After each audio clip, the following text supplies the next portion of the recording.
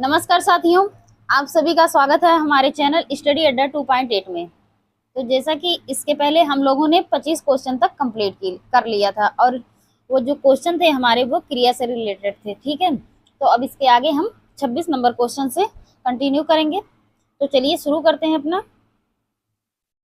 26 number question से।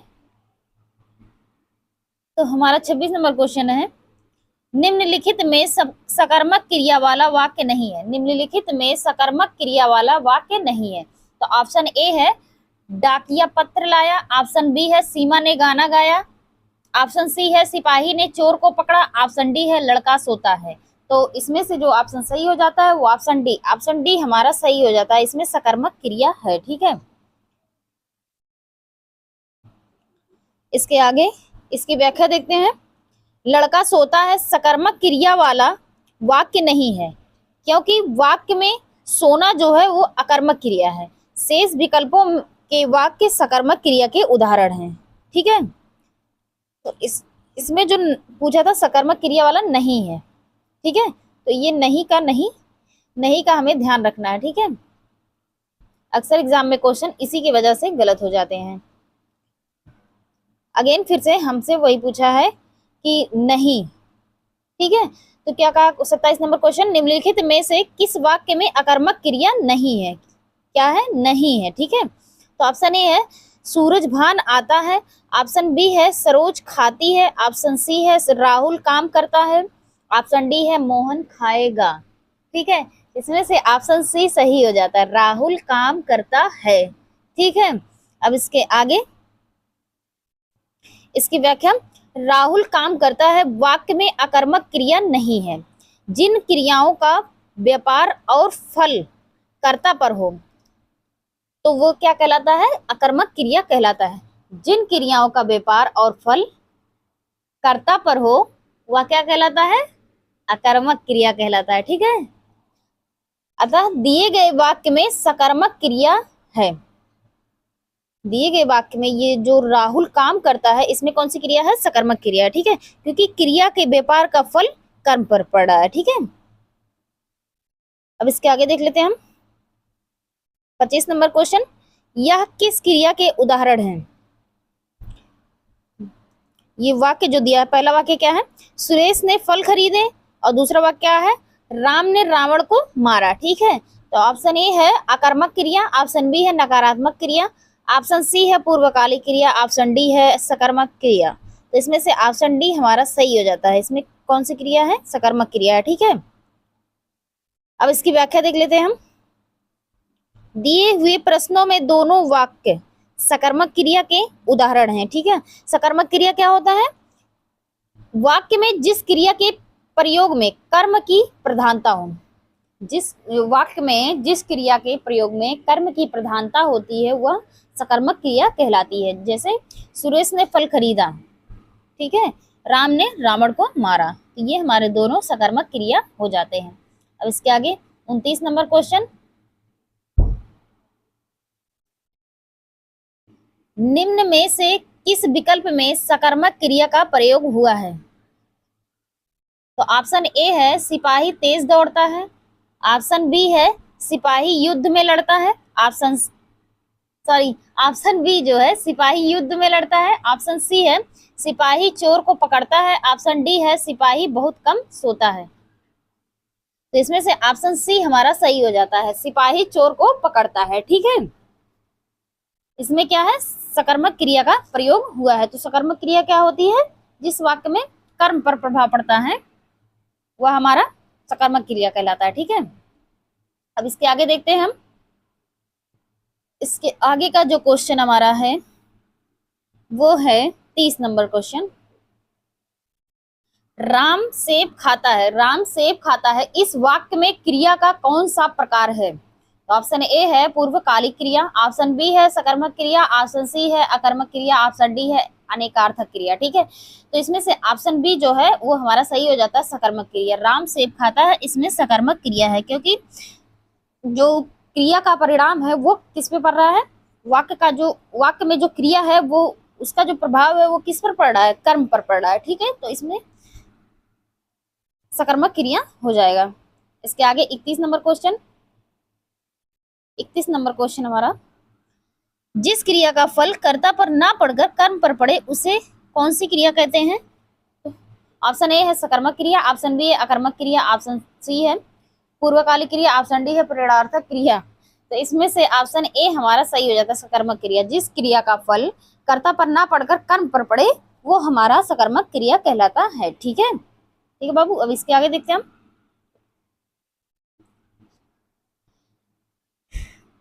जिस क्रिया का, इसकी व्याख्या देख लेते हैं। जिस क्रिया का फल कर्ता पर ना पड़कर कर्म पर पड़े उसे सकर्मक क्रिया कहते हैं। जैसे राम आम खाता है और मोहन साइकिल चलाता है। मोहन साइकिल चलाता है, ठीक है। उपयुक्त उदाहरण में आम और साइकिल जो है वो कर्म है तथा खाना और चलाना क्रिया है। ठीक है, आम और साइकिल वो कर्म है और खाना और चलाना क्या है? क्रिया है। ठीक है, अब इसके आगे देख लेते हैं 32 नंबर क्वेश्चन। मोहन किताब पढ़ता है, इस वाक्य में क्रिया का कौन सा प्रकार है? ऑप्शन ए है पूर्वकालिक क्रिया, ऑप्शन बी सकर्मक क्रिया, ऑप्शन सी अनेकार्थक क्रिया, ऑप्शन डी है अकर्मक क्रिया। तो ऑप्शन बी हमारा सही हो जाता है। इसमें कौन सी क्रिया है? सकर्मक क्रिया है। ठीक है, इसके आगे देख लेते हैं हम 33 नंबर क्वेश्चन। सीता गाना गा रही है, इस वाक्य में क्रिया का कौन सा प्रकार है? ऑप्शन ए है पूर्वकालिक क्रिया, ऑप्शन बी अकर्मक क्रिया, ऑप्शन सी अनेकार्थक क्रिया, ऑप्शन डी सकर्मक क्रिया। इसमें से ऑप्शन डी हमारा सही हो जाता है, सकर्मक क्रिया है। ठीक है,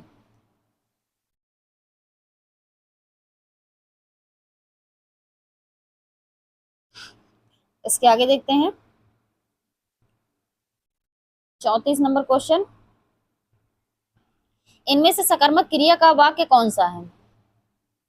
तो ऑप्शन ए है बालक खिलौना पाकर हंसता है, ऑप्शन बी है बालिका निबंध लिख रही है, ऑप्शन सी है मंदाकिनी सोती है, ऑप्शन डी है पक्षी आकाश में उड़ते हैं। तो इसमें से जो ऑप्शन सही हो जाता है ऑप्शन बी। ऑप्शन बी हमारा सही हो जाता है, बालिका निबंध लिख रही है। ठीक है, तो सकर्मक क्रिया क्या होती है? जिस क्रिया का प्रभाव कर्ता पर ना पड़कर कर्म पर पड़ता है उसे सकर्मक क्रिया कहते हैं। ठीक है, इसके आगे देखते हैं 35 नंबर क्वेश्चन। श्याम बाजार जा रहा है, श्याम बाजार जा रहा है, इस वाक्य में क्रिया का कौन सा प्रकार है? ऑप्शन ए है पूर्वकालिक क्रिया, ऑप्शन बी है अकर्मक क्रिया, ऑप्शन सी है सकर्मक क्रिया और ऑप्शन डी है अनेकार्थक क्रिया। तो इसमें से ऑप्शन सी हमारा जो है वो सही हो जाता है, सकर्मक क्रिया। ठीक है, और अभी मैंने बताया ही है कि सकर्मक क्रिया क्या होते हैं। तो इसके आगे देख लेते हैं हम 36 नंबर क्वेश्चन। इनमें से सकर्मक क्रिया का उदाहरण कौन सा है? तो ऑप्शन ए है श्याम बहुत तेज दौड़ता है, ऑप्शन बी है मोहन खाता है, ऑप्शन सी है सोहन केला खाता है, ऑप्शन डी है राम तेज दौड़ता है। तो इसमें से ऑप्शन सी जो हमारा सही हो जाता है, सोहन केला खाता है, इसमें सकर्मक क्रिया है। ठीक है, और ये बाकी जो ये है बी और बी, ए बी और डी, ये तीनों अपन ऑप्शन जो हमारे हैं ये अकर्मक क्रिया के हैं। ठीक है, जबकि ऑप्शन सी जो हमारा है वो सकर्मक क्रिया का है। अब इसके आगे देखते हैं 37 नंबर क्वेश्चन। राम श्याम की किताब पढ़ता है, इस वाक्य में क्रिया का कौन सा प्रकार है? ऑप्शन ए है अकर्मक क्रिया, ऑप्शन बी अनेकार्थक क्रिया, ऑप्शन सी है पूर्वकालिक क्रिया, ऑप्शन डी है सकर्मक क्रिया। तो इसमें से ऑप्शन डी सही हो जाता है। ठीक है, इसमें सकर्मक क्रिया का प्रयोग किया गया है। ठीक है, 38 नंबर क्वेश्चन। निम्नलिखित में से किस वाक्य में सकर्मक क्रिया है? ऑप्शन ए है राम दौड़ा, ऑप्शन बी है मैं रुक गया, ऑप्शन सी है उसने कार बेच दी, ऑप्शन डी है खिलौना टूट गया। इसमें से ऑप्शन सी जो हमारा सही हो जाएगा, उसने कार बेच दी, इस वाक्य में अकर्मक क्रिया सकर्मक क्रिया है। ठीक है, और ये जो तीनों ऑप्शन है राम दौड़ा, मैं रुक गया और ऑप्शन डी जो है खिलौना टूट गया, इसमें इन सब में क्या है? अकर्मक क्रिया। ठीक है, अब इसके आगे देख लेते हैं हम। बालक इस पुस्तकालय में पढ़ रहा है, वाक्य में कौन सी क्रिया है? ठीक है, तो ऑप्शन ए है संयुक्त क्रिया, ऑप्शन बी सहायक क्रिया, ऑप्शन सी अकर्मक क्रिया, ऑप्शन डी सकर्मक क्रिया। तो इसमें से ऑप्शन डी जो है वो सही हो जाता है, इसमें सकर्मक क्रिया है। ठीक है, और सकर्मक क्रिया होती क्या है? जिस पर जिसका कर्म कर्म पर प्रभाव हो, कर्ता पर ना पड़कर कर्म पर पड़े, वो हमारा सकर्मक क्रिया कहलाता है। ठीक है, इसके आगे देख लेते हैं हम 40 नंबर क्वेश्चन। यदि उजड़ना अकर्मक क्रिया है तो इसकी सकर्मक क्रिया क्या होगी। ये क्वेश्चन थोड़ा अलग तरीके से है, ठीक है, तो इसको ध्यान ध्यान रखिएगा, इस तरीके से भी पूछा जा सकता है। तो यदि उजाड़ना अकर्मक क्रिया तो इसकी सकर्मक क्रिया कैसे बनाएंगे, वो हमसे पूछ रहा है। तो ऑप्शन ए है उजड़वाना, ऑप्शन बी है उजाड़ देना, ऑप्शन सी है उजड़ना, ऑप्शन डी है उजाड़। तो इसमें से ऑप्शन सी हमारा जो है वो सही हो जाता है। उजाड़ना उजड़ना का सकर्मक क्रिया हो जाता है, ठीक है। इसके आगे देख लेते हैं। जैसे अगर हम उदाहरण के तौर पे एक और देखना चाहें तो वो हमारा जैसे घोंसला उजड़ गया, ठीक है, तो ये हमारा क्या हो जाएगा, अकर्मक क्रिया हो जाएगा। अगर हम इसका सकर्मक बनाते हैं तो दिनेश ने पक्षियों को घोंसले से उड़ा दिया, तो ये हमारा क्या हो जाएगा, सकर्मक क्रिया हो जाता है, ठीक है। इसके आगे देखते हैं हम 41 नंबर क्वेश्चन। मोहन पिताजी को पत्र लिख रहा है, वाक्य में क्रिया का कौन भेद प्रयुक्त होता है, रिक्त स्थान के लिए उचित विकल्प कौन सा होगा। तो ऑप्शन ए है प्रेरणार्थक, ऑप्शन बी है नाम धातु, ऑप्शन सी है अकर्मक, ऑप्शन डी है सकर्मक। तो इसमें से ऑप्शन डी जो है सही हो जाता है, सकर्मक क्रिया। मोहन पिताजी को पत्र लिख रहा है, इस वाक्य में सकर्मक क्रिया है, ठीक है। और सकर्मक क्रिया क्या होती है, जिसका कर्म हो या जिसके साथ कर्म की संभावना हो वो क्या कहलाता है, सकर्मक क्रिया कहलाता है, ठीक है। इसके आगे निम्नलिखित में से सकर्मक क्रिया छाड़िए। तो ऑप्शन ए है चलना, ऑप्शन बी है सोना, ऑप्शन डी है मुस्कुराना, ऑप्शन डी है लिखना, ठीक है। ऑप्शन ए क्या है, चलना, ऑप्शन बी सोना, ऑप्शन सी मुस्कुराना, ऑप्शन डी है लिखना। इसमें से जो ऑप्शन सही हो जाता है ऑप्शन डी, ऑप्शन डी हमारा ये हमारा क्रिया हो जाता है, लिखना, ठीक है। और ये जो हमारा चलना, मुस्कुराना और सोना ये तीनों हमारे क्या हो जाएंगे, अकर्मक क्रिया हो जाएंगे, ठीक है। इसकी व्याख्या देखते हैं। यहाँ तक तो मैंने बता दिया कि ये तीनों क्या हो जाएंगे, अकर्मक क्रिया हो जाएंगे, तीन ऑप्शन। और लिखना जो हमारा है वो सकर्मक क्रिया हो जाएगा। सकर्मक और अकर्मक क्रियाओं की पहचान क्या, किसे, किसको आदि प्रश्न करने से होती है। अकर्मक क्रियाओं की पहचान हम कैसे कर सकते हैं, उसमें कोई वाक्य दिया है तो उसमें हम क्या लगाकर या किसे लगाकर या किसको लगाकर उस प्रश्न के तौर पर पूछकर हम उससे जान सकते हैं कि इसमें अकर्मक क्रिया है या सकर्मक क्रिया है, ठीक है।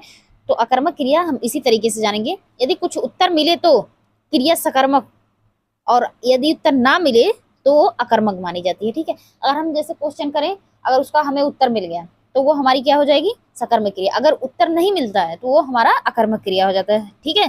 जैसे लिखना शब्द में क्या प्रश्न पूछने से उत्तर प्राप्त होता है।